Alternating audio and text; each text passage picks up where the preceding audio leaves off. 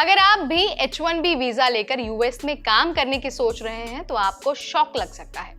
Shock इसलिए क्योंकि H1B visa लेना अब और भी महंगा हो जाएगा। जहां पहले रजिस्ट्रेशन फीस के लिए आपको 800 रुपए देने होते थे, अब वहीं आपके एम्प्लॉयर को 18,000 रुपए देने होंगे रजिस्ट्रेशन के लिए। यकीन नहीं हो रहा ना, लेकिन यही सच है।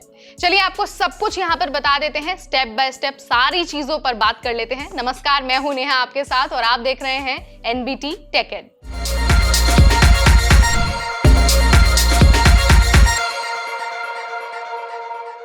यूएस गवर्नमेंट ने H1B वीजा रजिस्ट्रेशन फीस में तगड़ा जंप कर दिया है। पहले जहां $10 यानी कि 800 रुपए में एंट्री हो जाती थी, वहीं अब $215 यानी कि 18,000 के करीब आपको पैसे देने पड़ सकते हैं। लेकिन ये अकेले बुरी खबर नहीं है, बल्कि अब सिस्टम भी बदल गया है, कंपटीशन बढ़ने वाला है और देसी टेक प्रोफेशनल्स के लिए यूएस जाना और भी मुश्किल होने वाला है। सो क्या बदलने वाला है, क्या सिस्टम चेंज होने वाला है, एक बार उस पर बात कर लेते हैं। तो देखिए, कंपनी या फिर जो स्पॉन्सर हैं वो $10 देकर कैंडिडेट का नाम H1B लॉटरी में डाल देते थे।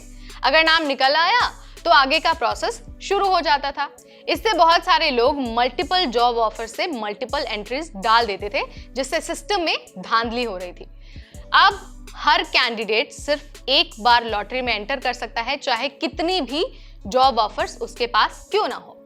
मतलब अब गेम आपका फेयर होने वाला है और 7 मार्च से 24 मार्च तक आपके पास रजिस्ट्रेशन का समय होगा। और दूसरी चीज है रजिस्ट्रेशन की फीस।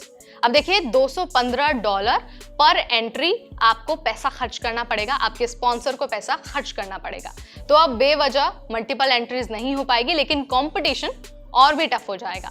अब देखिए, ये जो सिस्टम चेंज हुआ है, नियम में जो बदलाव हुए हैं, उसका असर पड़ने वाला है इंडियन टेक प्रोफेशनल्स को। ऐसा हम इसलिए कह रहे हैं क्योंकि इन्फोसिस, टीसीएस और विप्रो जैसी कंपनियां हर साल हजारों वर्कर्स को यूएस भेजती हैं। अब उन्हें हर रजिस्ट्रेशन पर $215 खर्च करने पड़ेंगे, जो पहले सिर्फ $10 था।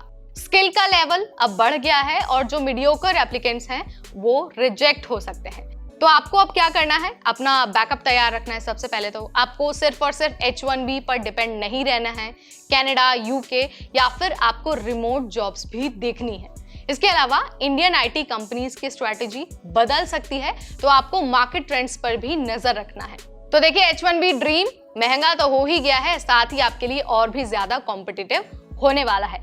तो प्लान बी आपको तैयार रखना है। कंपनीज कम लोगों के लिए अप्लाई करेंगी, जिससे कंपटीशन बढ़ने वाला है। आपके लिए यूएस में नौकरी के चांसेस कम होने वाले हैं। तो अगर आपको यूएस में नौकरी लेनी है और आप चाहते हैं कि आपकी कंपनी आपको स्पॉन्सर करे, तो आपको अपने स्किल्स पर बहुत ज्यादा काम करना पड़ेगा, क्योंकि यूएस में हमेशा बात होती है मेरिट की।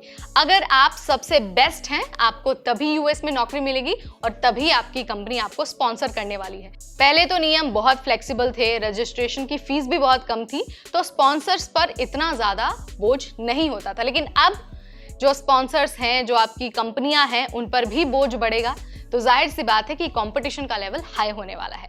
सो आप इसके बारे में क्या सोचते हैं, हमें कमेंट के जरिए जरूर बताइए। इस वीडियो में फिलहाल इतना ही। ऐसे अपडेट्स, ऐसी जानकारी के लिए बने रहिए एनबीटी टेक एड पर।